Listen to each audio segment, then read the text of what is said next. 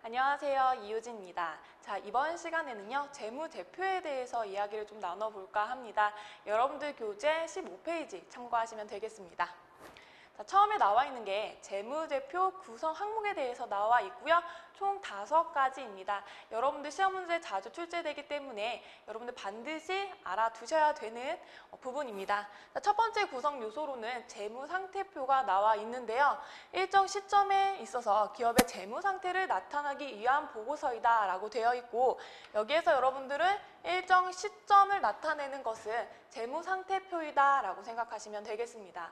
자, 두 번째는 손익계산서가 나와 있는데요. 일정 기간 동안의 기업의 경영 성과를 나타내는 보고서이다 라고 되어 있고, 재무상태표와 손익계산서는 앞서 강의에서도 제가 계속 말씀을 드렸어요. 아직 잘 몰라도 되지만 여러분들이 포인트로 잡아 두셔야 되는 부분은 재무상태표와 손익계산서가 일정 시점과 기간 두 개 이제 헷갈려서 반대로 문제가 출제되기 때문에 여러분들 재무상태표는 일정 시점에서 손익계산서는 일정 기간 동안의 보고서이다라는 걸 여러분들 포인트를 딱딱 잡아 두셔야 되고요.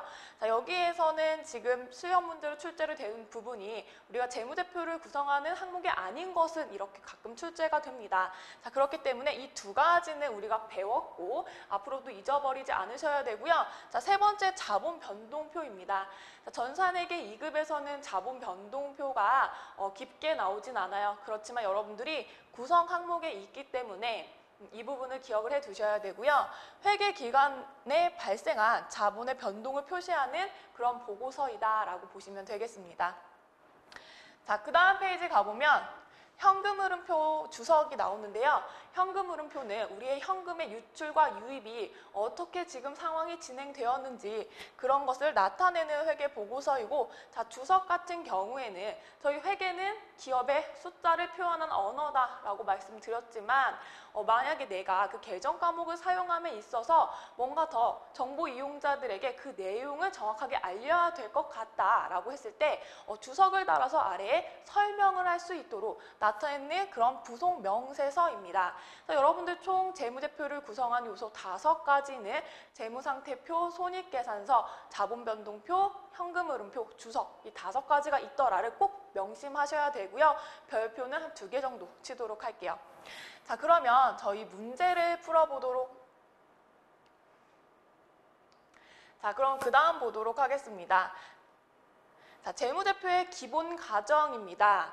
자, 첫 번째가 기업 실체의 가정, 두 번째가 계속기업의 가정, 세 번째가 기간별 보고의 가정, 총 3가지의 가정을 통해서 저희가 재무제표를 작성을 할 건데요. 첫 번째 먼저 보도록 할게요. 기업 실체의 가정. 기업 실체를 중심으로 우리가 재무제표를 작성을 해야 된다, 보고를 해야 된다. 자, 어떤 의미냐면 기업인 내가, 기업이 나라는 그 가정을 하고 실체가 있다는 걸 가정을 하고 기업 입장에서 회계를 저희가 작성을 하고 보고를 해야 된다라는 얘기를 하고 있는 거고요. 자, 계속기업의 가정 같은 경우에는 우리가 계속적으로 사업을 할 거다, 영업활동을 할 거다, 우리가 뭐 한 달만 할 거다, 1년만 할 거다, 2년만 할 거다 그런 생각하지 않고 파산할 거라든지 아니면 중도에 그만하겠다 이 사업을, 자, 그렇게 생각하지 않고 계속적으로 사업을 영위해 나갈 것이라고 여러분들 가정을 한 후에 재무제표를 작성하게 되어 있습니다. 자, 왜 그럴까요? 왜 이런 가정을 해야 될까요?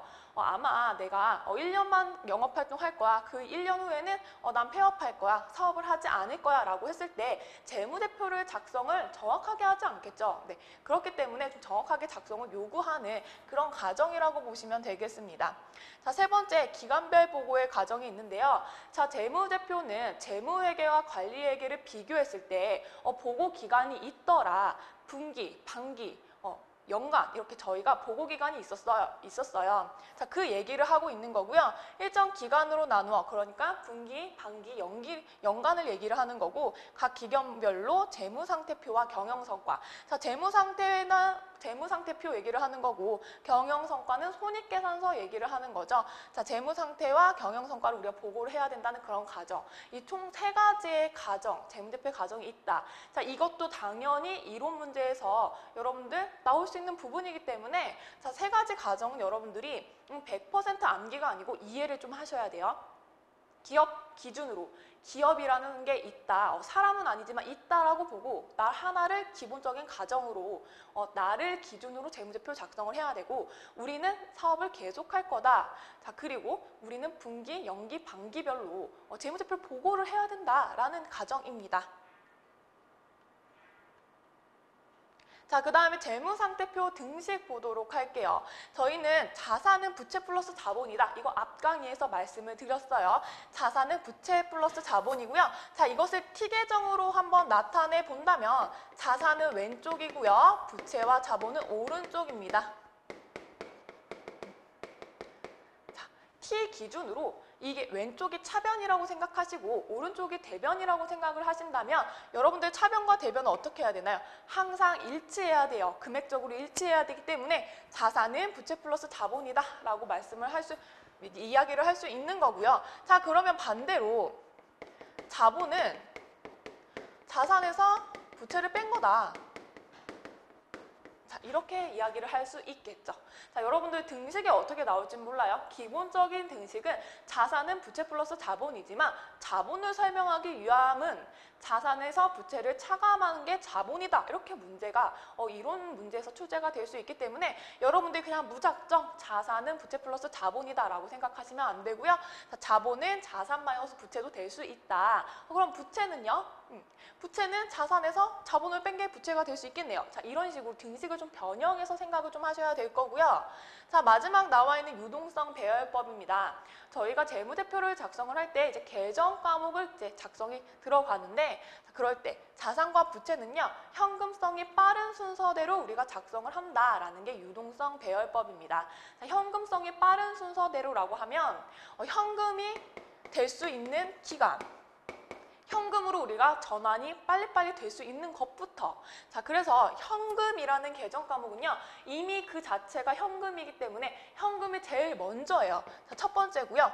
자, 두 번째로는 뭐 당좌 예금이 있고 뭐 세 번째는 보통 예금이 있지만 여러분들 그 순서 자체는 암기하지 않으셔도 되지만 저희가 기본적으로 좀 빠른 것부터 현금을 좀 더 빠르게 바꿀 수 있는, 전환할 수 있는 것부터 계정 과목을 순서대로 배열을 할 거다라는 것만 알아두시면 되겠습니다. 자, 이 얘기를 단어로 표현을 하자면 유동성 배열법이다 라고 얘기를 하고 있습니다. 자, 그러면 이제 교재에 나와 있는 기출문제, 문제풀이를 통해서 여러분들 지금까지 공부하신 것들 잘 학습하고 있는지 확인을 해보도록 하겠습니다. 자, 첫 번째 문제입니다. 다음의 의미를 가장 잘 나타낸 것은 어느 것인지 보도록 할게요. 회계정보 이용자의 합리적인 의사결정에 유용한 정보를 제공한다. 이 얘기 어디서 했던 것 같은데 어디서 들었죠, 여러분? 자, 회계정보 이용자의 합리적인 의사결정에 유용한 정보를 제공한다. 자, 우리가 회계를 하는 목적에서 제가 설명을 드렸었죠. 회계를 왜 하나? 우리가 정보 이용자들한테 합리적으로 의사결정을 할 수 있도록 회계를 정보를 제공을 한다. 회계의 목적이다 라고 얘기를 했기 때문에 여러분들 1번 체크하시면 될 거고요. 자, 2번 문제 볼게요. 다음 중 회계상의 거래가 아닌 것 보도록 하겠습니다. 자, 틀린 것 찾아볼 건데요. 첫 번째, 기계장치의 사용으로 가치가 감소되다. 자, 아직 배우지 않은 부분이었어요, 여러분. 아직 배우지 않은 부분인데요. 이 부분 제가 분개로 한번 설명을 드려보도록 할게요.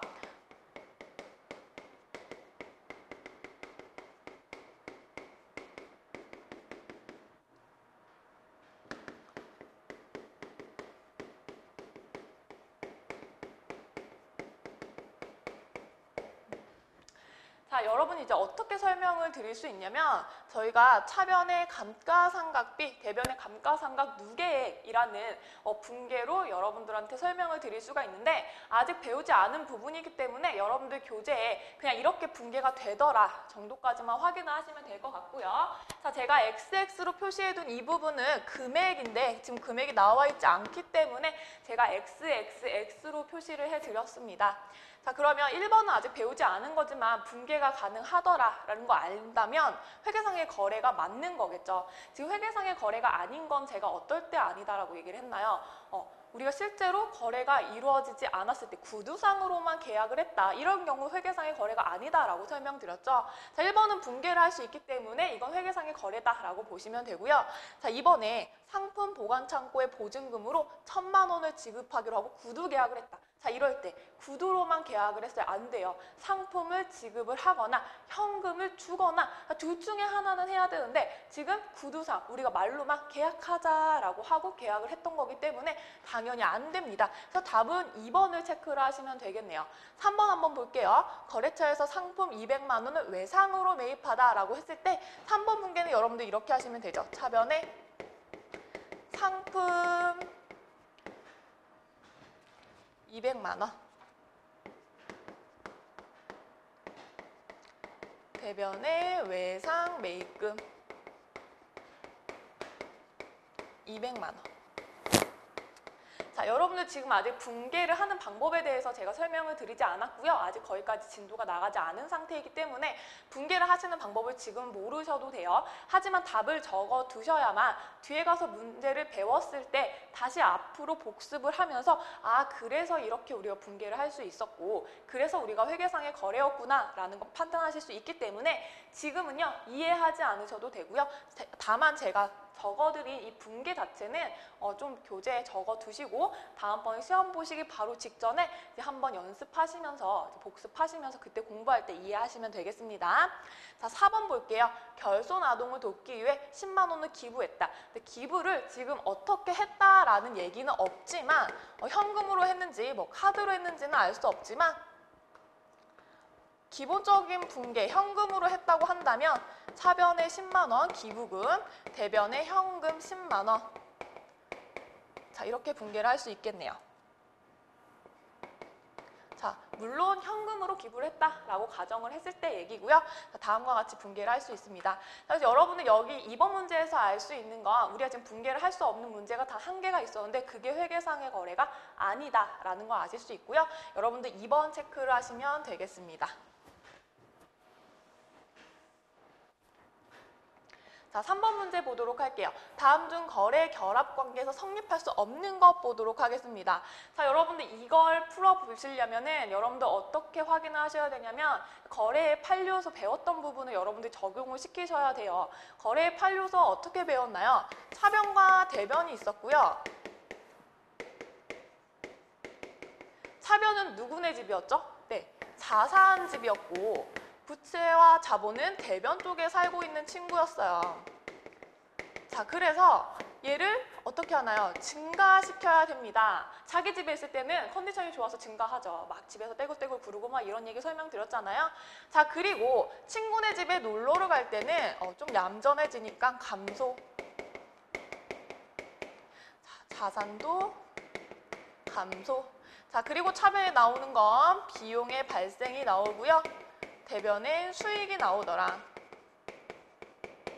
자, 이 부분을 제가 설명을 드렸고 이걸 토대로 여러분들이 문제에 대입을 해보시는 거예요. 자, 첫 번째, 자산의 감소가 차변에 나올 수 있나요? 아니죠. 자, 1번부터 틀렸네요. 자산은 차변에 나오면 무조건 뭐다? 증가다. 안 되고요. 자, 대변이 자산의 증가가 나올 수가 없고 2번에 부채의 감소가 나올 수 있어요. 차변의 감소 나올 수 있고요. 대변의 부채가 증가를 할 거죠. 자기네 집이니까. 자, 세 번째, 자산이 차변에 오면 증가해요. 그럼 3번과 4번의 차변이 다 맞고요. 대변을 보시면 수익의 발생 대변에 오고 자본의 증가 대변에 오기 때문에 여러분들 몇 번 선택하시면 된다? 1번 선택하시면 되는 문제였습니다.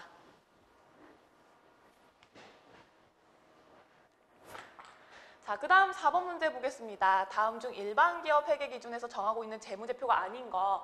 재무제표를 구성하는 항목이 총 5가지가 있었어요. 재무상태표, 손익계산서, 자본변동표, 현금흐름표, 주서. 이 5가지 중에 아닌 것 고르시면 되고요.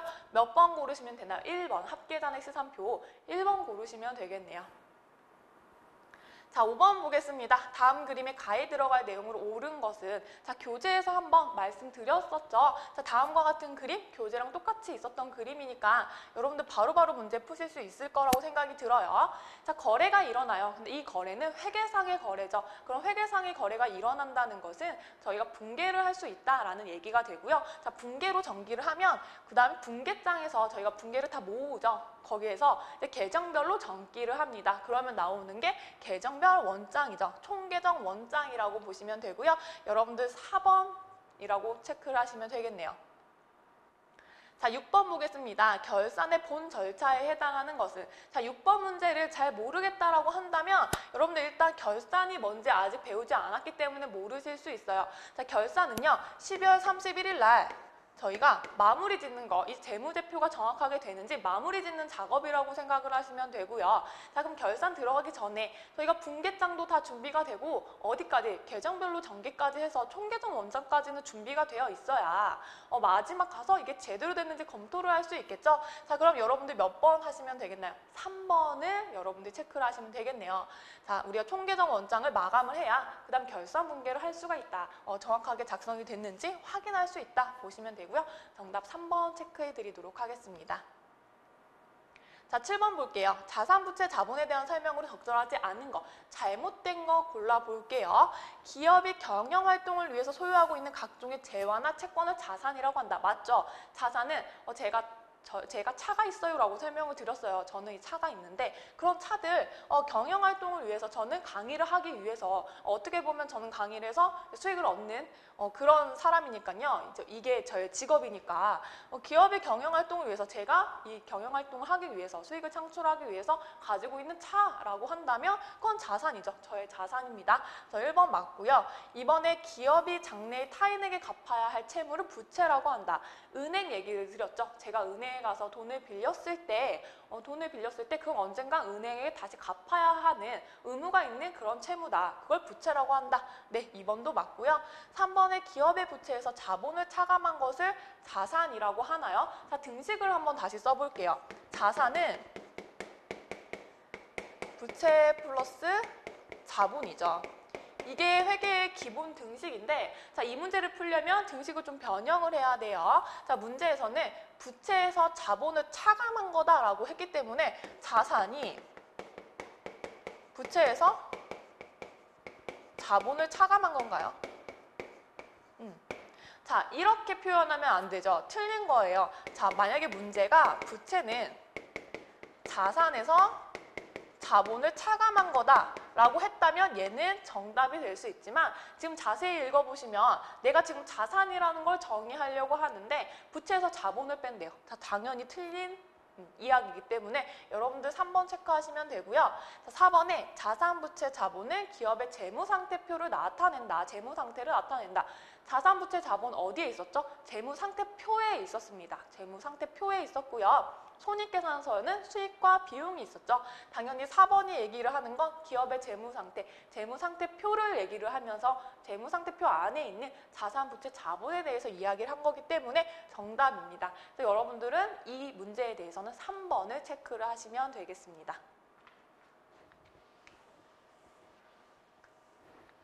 자, 8번 보겠습니다. 시산표의 작성으로 발견할 수 없는 오류는 어떤 것인가요? 자, 시산표를 제가 설명을 드리면서 어떨 때 오류를 발견할 수 있다라고 말씀을 드렸냐면 금액이 차변과 대변이 다를 경우에는 우리가 이걸 찾아낼 수 있다라고 말씀을 드렸어요. 자, 반대로 시산표에서 찾을 수 없는 오류는 내가 차변과 대변의 계정 과목을 잘못 썼다. 금액은 같은데 계정 과목을 잘못 썼다. 이럴 경우는 찾을 수 없다라고 말씀을 드렸죠. 자, 1번에서 4번까지 여러분들이 읽어봤을 때 어떤 게 금액적으로 차변과 대변에 문제가 있는지 둘 다 잘못 써서 금액이 같으면 상관이 없어요. 차변이 크거나 대변이 크거나 혹은 차변이 작거나 대변이 작거나 이럴 경우면 우리가 찾아낼 수 있더라. 자, 볼게요.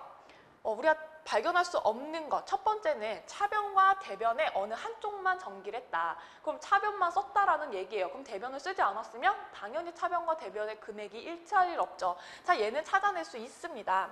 자, 두 번째, 차변과 대변의 계정 과목을 반대로 했대요. 자, 계정 과목을 반대로 한 건 시산표에서 찾아낼 수 없기 때문에 여러분들이 2번을 체크를 하셔야 되고요. 이번 문제 같은 경우에는 금액의 변화가 있나요? 없어요. 차변과 대변의 계정 과목만 잘못된 거지 금액 자체가 잘못된 게 아니기 때문에 찾아낼 수 없죠. 3번에 금액을 다르게 기입했다. 찾아낼 수 있고요.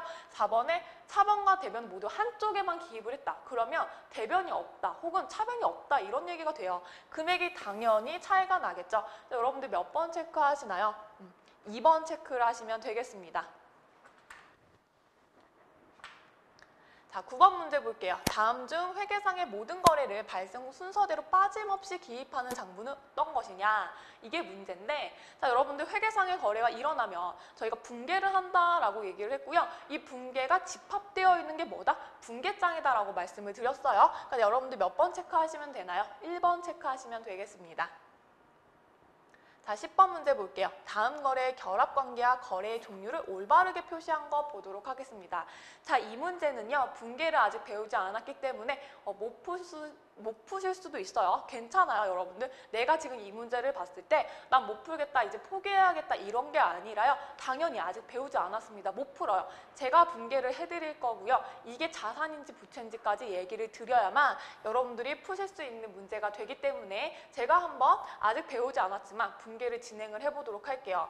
자, 단기 차입금 15만 원을 현금으로 지급을 했다. 앞으로 많이 저랑 할 건데 저희는 중요한 포인트, 단어에 동그라미를 칠 거예요. 왜 치나? 우리 그거를 동그라미 친 걸 가져와서 계정 과목을 변환을 시킬 거기 때문에 동그라미 칠 건데요. 지금 이 문제에서는 단기 차입금을 현금으로 지급했다라고 했던 이 단기 차입금과 현금이 중요한 포인트 단어이기 때문에 저희가 두 개의 동그라미를 칠 거고요. 자, 밑줄 어디에 칠 거냐면 금액에 쳐보도록 하겠습니다. 자, 그럼 붕괴를 하면 다음과 같이 돼요. 차변에 단기 차입금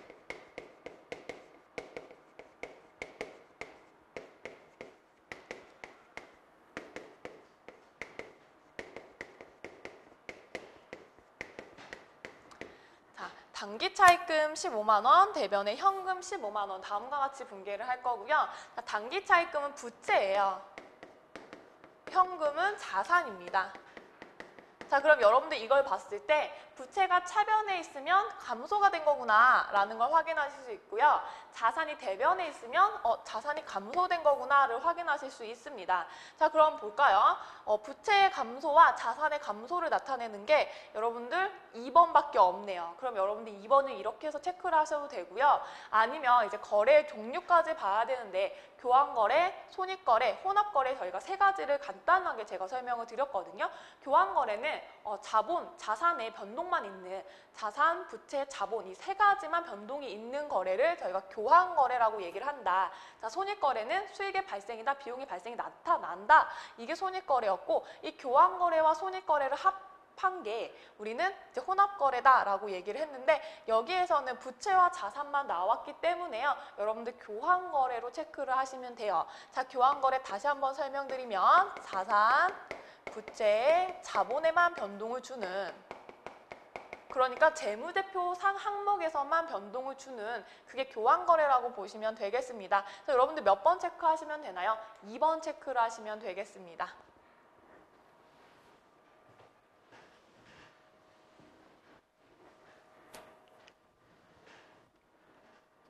자, 11번 볼게요.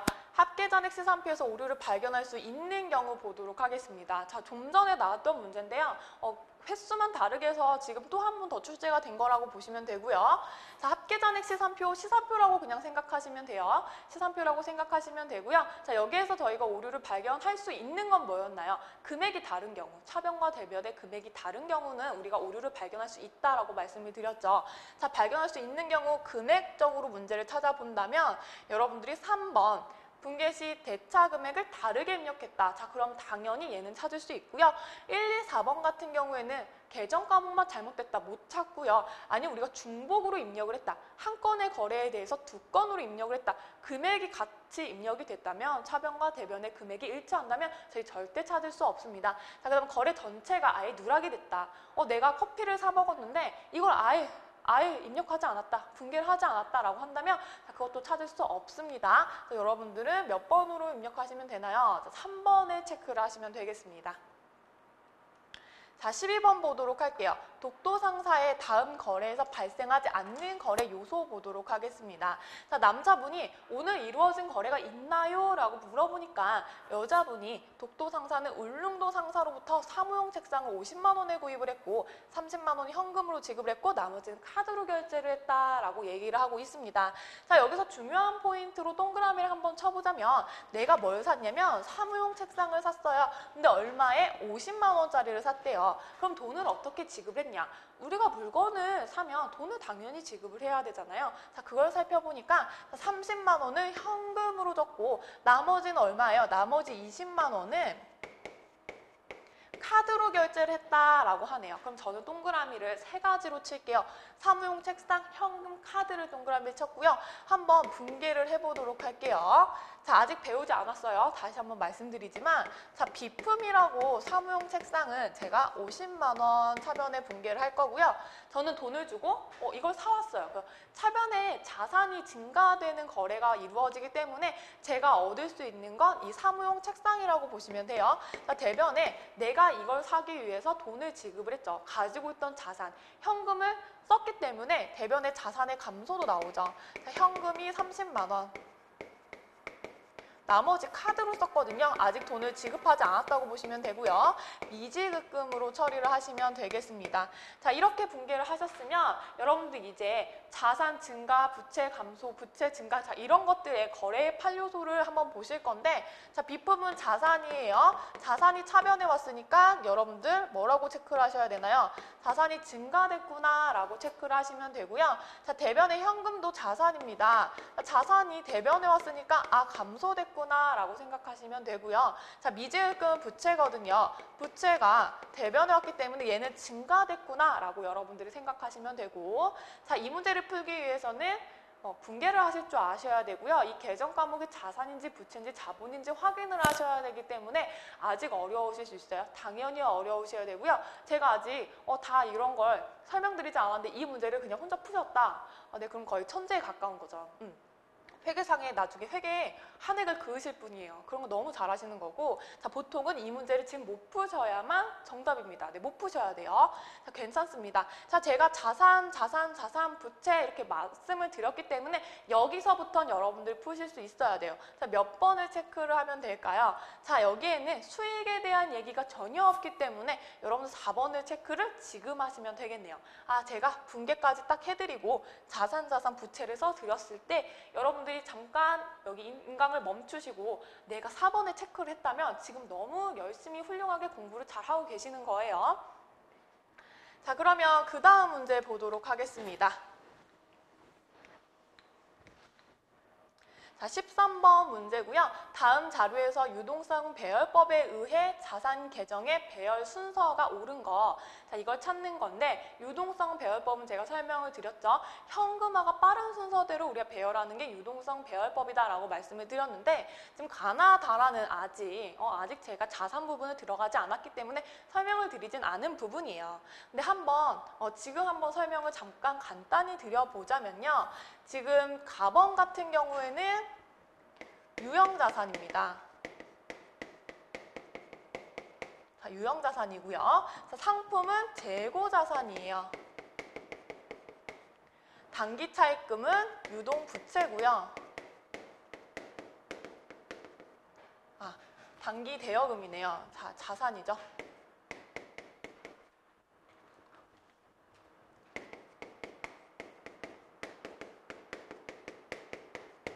당좌자산에 속하고요. 그다음 영업권 같은 경우엔 무형자산에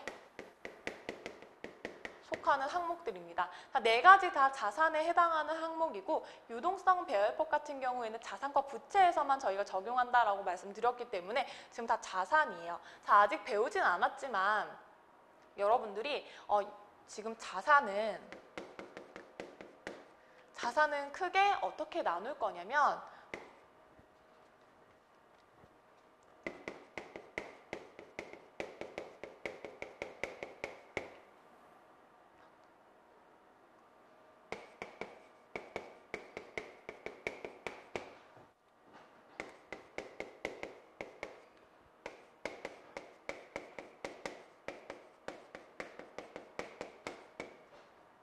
자, 다음과 같이 나눌 건데요. 여러분도 혹시 교재를 참고를 하시려면 20페이지에 제가 자산의 구성 항목을 이제 표로 만들어 놨어요. 그래서 그걸 보시면 되는데, 지금 유동자산과 비유동자산 두 가지로 크게 나눌 거고요. 유동자산 안에는 당좌자산과 재고자산이 있습니다. 당좌자산과 재고자산이 있고, 자, 비유동자산에는 투자자산도 있고요. 그다음에 유형자산, 무형자산, 자 이런 것들이 등등등 기타의 비유동자산 이런 것들이 들어있는데요.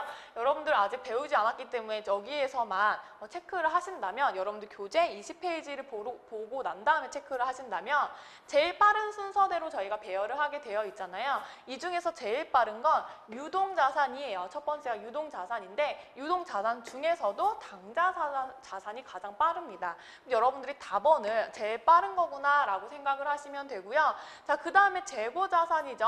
자, 재고자산이 두 번째로 빠르고, 그 다음에 비유동자산 중에서 투자자산, 유형자산, 무형자산인데, 자, 투자자산 없고 유형자산이 세 번째, 자, 그 다음 나머지 제일 마지막이 무형자산이더라 라고 본다면 여러분들이 답원, 라번, 가번, 라번, 자 이렇게 고르셔야 돼요. 몇 번? 2번을 체크를 하시면 되고요. 자, 비품 같은 경우에 조금 앞문제에서 사무용 우리가 가구를 샀다. 자, 이런 것들 비품으로 이제 회계 처리를 하고, 상품은 제가 팔기 위해서 가지고 있는 재고자산입니다. 이 재고자산은 제가 가지고 있음으로써 언젠가는 매출로 일으켜야 되는 그런 자산을 얘기를 하고요. 답원의 단기대여금 같은 경우에 제가 돈을 빌려주는, 그럼 언젠가 제가 다시 돌려받겠죠? 자, 단기대여금이라고 얘기를 하는데, 저희가 장기와 단기를 구분하는 기준이 있습니다. 장기와 단기를 구분하는 기준은요, 1년을 기준으로, 자 1년 이상이면 장기고 1년 이내에 돈을 받을 거다, 단기라고 보시면 될 거고요. 자, 라번의 영업권 같은 경우에는 눈에 보이지 않는 자산입니다. 영업권을 눈으로 보실 수 있는 분은 없을 거예요. 자, 눈에 보이지 않지만 자산, 우리 영업활동에서 충분히 뭔가 이익을 얻을 수 있는 자산이기 때문에 무형자산이라고 표현을 하고 있습니다. 자, 그 밖에 여러분들 무형자산에서 더 추가적으로 문제가 나온다면 소프트웨어 같은 것들이 이제 무형자산이기 때문에 자, 이런 것들이 나올 수 있고요. 소프트웨어는 간단히 생각하시면 저희가 이제 실기시험을 볼 건데 K랩으로 실기시험을 볼 거죠. 그럼 K랩, 이 프로그램 자체를 소프트웨어라고 보시면 되겠습니다. 자, 14번 문제 볼게요. 일반 기업 회계기준상 재무제표에 해당하는 것으로만 짝지어진 거. 자, 재무제표를 구성하는 항목 5가지가 있었죠. 다시 말씀드리면 재무상태표, 손익계산서, 자본변동표, 현금흐름표, 주서, 이 5가지로만 짝지어진 거 자, 보도록 할게요. 그럼 여러분들 몇 번 체크하시면 되나요? 2번 체크하시면 되겠네요. 자, 간단한 문제였어요. 자, 15번 문제 보겠습니다. 다음 중 계정 과목 중에 증가나 발생액이 차변에 나타내지 않는 것 보도록 할게요. 증가액이나 발생액이 차변에 나타나지 않는 것 보도록 하겠습니다. 자, 저희가 거래의 8요소를 한번 다시 생각해 볼까요? 자, 차변과 대변이 있었고요. 차변은 자산이 증가, 부채가 감소, 자본이 감소, 비용이 발생하는 이 거래가 차변에 이루어져 있었는데요. 자, 여러분들 1번에서 4번 아직 계정 과목 다 배우지 않았기 때문에 얘가 자산인지 부채인지 자본인지 판단하기 어려우실 수 있어요. 제가 한번 써드려 볼게요. 자, 얘는 자산, 당자예금, 차량운반구도 자산, 단기차입금은 부채, 기부금은 비용입니다. 자, 제가 이렇게 써드렸으면 이제 여러분들이 생각을 하시고 문제를 푸실 줄 알아야 돼요. 여기까지는 제가 드리지만 아직 안 배웠기 때문에 자, 여기로만 봤을 때 여러분들 몇 번 체크하셨어요? 몇 번 체크하셨나요? 3번 체크하셨나요? 자, 왜 문제에서요? 차변에 나타나는 것 중에 내가 증가로 나타낼 수 없는 것, 증가나 발생액이 아닌 것을 고르라고 했기 때문에 부채 같은 경우는 차변, 자산 내 집에 놀러 오면 감소가 되죠. 네, 당연히 차변에서 증가로 나타낼 수가 없습니다. 대변에 가야만 증가로 나타낼 수 있죠. 자, 그래서 여러분들은 3번 단기 차입금이 잘못됐다라고 여러분들 체크를 하시면 되겠습니다. 자, 거래의 8요소를 아시고 계정 과목이 자산인지 부채인지 자본인지만 정확하게 체크를 하신다면 손쉽게 넘어갈 수 있는 문제였습니다. 네, 저희 문제풀이는 여기까지 마치도록 하겠습니다. 자, 오늘 여러분들 포인트는요, 문제를 풀어본 것도 여러분들한테 중요한 포인트가 될 수 있겠지만, 재무제표를 구성하는 항목, 유동성 배열법, 자, 이런 것들, 재무제표를 작성할 때 기본적인 과정이 있더라. 자, 이런 설명을 드렸습니다. 자, 매우 중요한 포인트고요. 시험 문제 자주 출제되기 때문에 여러분들 다시 한번 복습을 하기를 권해드리고요. 자, 문제풀이가 너무 어려웠다라고 하시는 분들은 아직 배우지 않았기 때문에 풀지 못하는 문제들이 상당히 많았습니다. 뒤에 가서 일단 정답을 체크를 하시고요. 뒤에 가서 분계를 다시 풀어보시고 저와 자산부채 자본, 수익, 비용까지 이야기를 다 나눠 본 후에 다시 문제를 풀어본다면 손쉽게 풀 수 있을 거라고 저는 확신합니다. 자, 오늘도 공부하느라 고생 많으셨고요. 저희는 다음 강의에서 뵙도록 하겠습니다. 감사합니다.